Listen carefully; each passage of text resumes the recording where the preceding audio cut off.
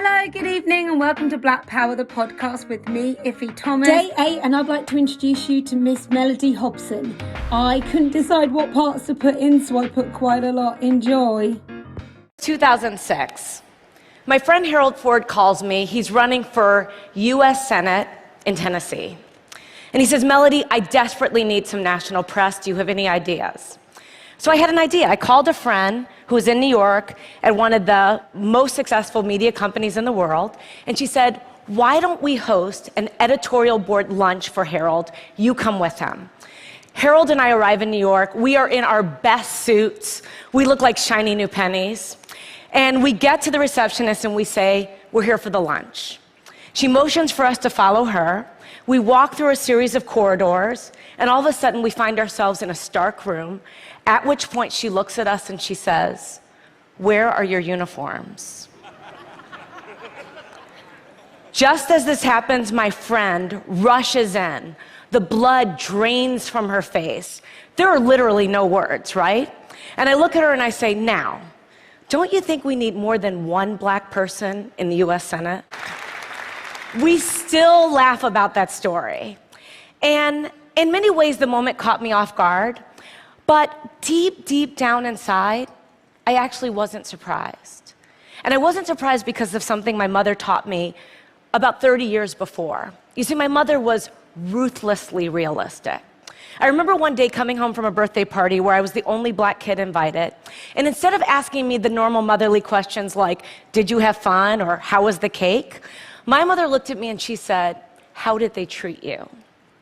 I was 7. I did not understand. I mean, why would anyone treat me differently? But she knew. And she looked me right in the eye and she said, they will not always treat you well. Now, race is one of those topics that makes people extraordinarily uncomfortable. But I'll be the first one to tell you, this subject matter can be hard, awkward, uncomfortable, but that's kind of the point. In the spirit of debunking racial stereotypes, the one that black people don't like to swim, I'm going to tell you how much I love to swim. I love to swim so much that as an adult, I swim with a coach. And one day my coach had me do a drill where I had to swim to one end of a 25-meter pool without taking a breath.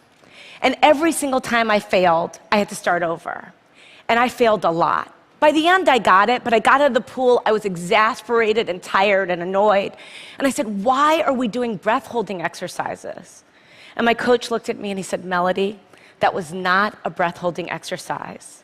That drill was to make you comfortable being uncomfortable, because that's how most of us spend our days. If we can learn to deal with our discomfort and just relax into it, we'll have a better life. So I think it's time for us to be comfortable with the uncomfortable conversation about race. Black, white, Asian, Hispanic, male, female, all of us. If we truly believe in equal rights and equal opportunity in America, I think we have to have real conversations about this issue. We cannot afford to be colorblind. We have to be color brave. We have to be willing, as teachers and parents and entrepreneurs and scientists, we have to be willing to have proactive conversations about race with honesty and understanding and courage. If we truly believe in equal rights, I think we have to have real conversations about this issue. We cannot afford to be colorblind. We have to be color brave. Observe your environment at work, at school, at home. I'm asking you to look at the people around you purposefully and intentionally. Invite people into your life who don't look like you, don't think like you, don't act like you, don't come from where you come from. And you might find that they will challenge your assumptions and make you grow as a person. You might get powerful new insights from these individuals. Or, like my husband, who happens to be white, you might learn that black people, men, women, children, we use body lotion every single day. Now, I also think that this is very important so that the next generation really understands that this progress will help them, because they're expecting us to be great role models. Now, I told you my mother, she was ruthlessly realistic. She was an unbelievable role model. She was the kind of person who got to be the way she was because she was a single mom with 6 kids in Chicago. She was in the real estate business where she worked extraordinarily hard, but oftentimes had a hard time making ends meet. And that meant sometimes we got our phone disconnected or our lights turned off or we got evicted. Brutal pragmatism that she had. I mean, I was 4 and she told me, "Mommy is Santa." She was this brutal pragmatism. She taught me so many lessons, but the most important lesson was that every single day she told me, "Mellody, you can be anything, anything." So right now, what I'm asking you to do, I'm asking you to show courage. Absolutely stellar job. I love the stories that she told, and I love the examples that she gave, and I think that they're all true to life. I don't understand why people think black people don't like swimming.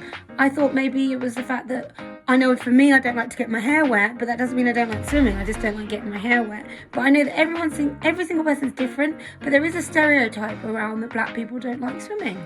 But we do. And if we don't, it's not because we're black, it's because we didn't like swimming anyway. Like, there's a lot of white people that don't like swimming.